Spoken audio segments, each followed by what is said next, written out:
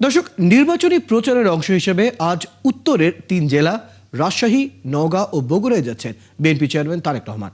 তার এই সফরকে ঘিরে উচ্ছ্বাসে নেতাকর্মীরা অপেক্ষায় আছেন প্রিয় নেতাকে কাছ থেকে দেখার। তারেক রহমানের রাজশাহী সফর সম্পর্কে বিস্তারিত জানতে আমাদের সাথে যুক্ত হচ্ছেন সহকর্মী রাশিদুল হক রুশো। রুশো, দলের শীর্ষ নেতার আগমন উপলক্ষে নেতা ও কর্মীদের কেমন উচ্ছ্বাস দেখছেন এবং এই সমাবেশ রাজশাহীর পাশাপাশি উত্তরাঞ্চলের অন্যান্য জেলায় কেমন প্রভাব ফেলবে দেখছেন?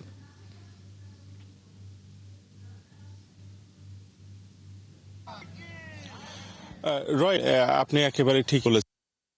যে উচ্ছ্বাস সেটি আজকের যে সমাবেশ সেটি ঘিরে, তবে আমরা দেখছি যে এই গত 2-3 দিন থেকেই কিন্তু বিএনপি নেতা কর্মীদের ভিতরে এক ধরনের উৎসাহ উদ্দীপনা কাজ করছে, কারণ তাদের দলের শীর্ষ নেতা আসছেন এই রাজশাহীতে এবং এটিও কিন্তু দীর্ঘ প্রায় 22 বছর পর। তো সেক্ষেত্রে আমরা যেটি দেখেছি গতকাল থেকেই অনেক নেতা কর্মী তারা কিন্তু এই মাঠে আসছেন, পরিদর্শন করছেন, রাতেও অনেকে আসলে এসেছেন এবং তারা বলছেন যে হয়তো আজকে এই জনসভা জনসমুদ্রে পরিণত হবে, তারা হয়তো স্টেজের কাছাকাছি আসতে পারবেন না, সেই জন্য রাতে একটু এসে ঘুরে যাচ্ছেন, বা এখনো আমরা দেখছি যে সকালে অনেকে এসে একটু সামনে থেকে স্টেজটি দেখে যাচ্ছেন। তো সব মিলিয়ে আসলে যেটি আপনি বলছিলেন যে এই জনসভা শুধু রাজশাহীর নয়, অর্থাৎ 3টি জেলাকে নিয়ে কিন্তু এই জনসভাটি হচ্ছে। রাজশাহী, নাটোর এবং চাঁপাইনবাবগঞ্জের যে 13টি সংসদীয় আসন আছে, এই 13টি সংসদীয় আসনের থেকে যে ধানের শীষের প্রার্থীরা আছেন তারা কিন্তু এখানে উপস্থিত থাকবেন, তাদের হাতে ধানের শীষ প্রতীক তুলে দিবেন তারেক জিয়া, এবং সেই 3টি জেলা থেকে বিএনপি নেতাকর্মী সমর্থকরা আসবেন।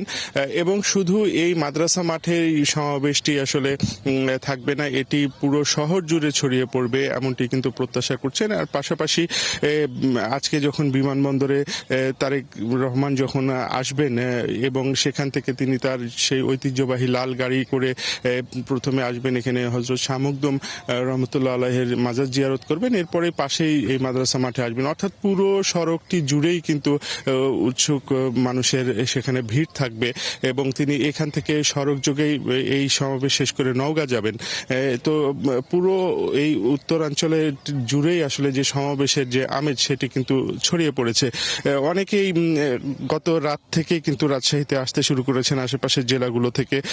তো তাদের সাথেও আমাদের কথা হয়েছে, তারা বলছেন যে তারা কোনোভাবেই এই সমাবেশটি আসলে মিস করতে চান না, সেই তাদের নেতাকে একবার সামনে থেকে দেখতে চান, সে কারণে অগ্রিম অনেকে কিন্তু চলে এসেছেন।